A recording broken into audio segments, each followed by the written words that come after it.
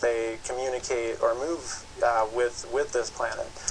One of the kind of stumbling points to strictly looking at it on a physical basis is that they can only physically contact us if, like, Planet X were to be in our vicinity, or you know, they're physically using ships to reach us or work with us. Yet it also seems like there's things going on unseen as far as people's interpretations of even aliens or their experiences, because it doesn't necessarily obviously, if the alien encounters and things that have happened to people within recent past have allusions to these beings, it doesn't necessarily follow that their planet or their source has to be within a certain proximity to us to actually work with us. Okay, well, clearly they built pyramids, right? That was their type of architecture. It's certainly foreign to us. I mean, we don't build pyramids today. What do you think was going on? Were they building pyramids in Mexico as well as the Middle East? It would seem that it has something to do with their ability to either work with each other, perhaps transport things from the planet. They may even have been beacons or spaceports or,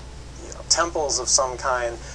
They start in Sumeria, Mesopotamia, and it seems like the major figures like Enki and Enlil each had their own, what they called ziggurats, were these 7-stepped pyramids, and they served as temples, homes, perhaps bases. Sitchin suggests star bases and space bases for travels to and from Earth. One of the figures that later emerges in Babylon is Marduk. And, right? And what ends up happening is Marduk basically rivals against the remaining Anunnaki for supremacy on Earth, and builds a tablet in Babylon, which is where we get our whole the biblical story of the Tower of Babel. Exactly.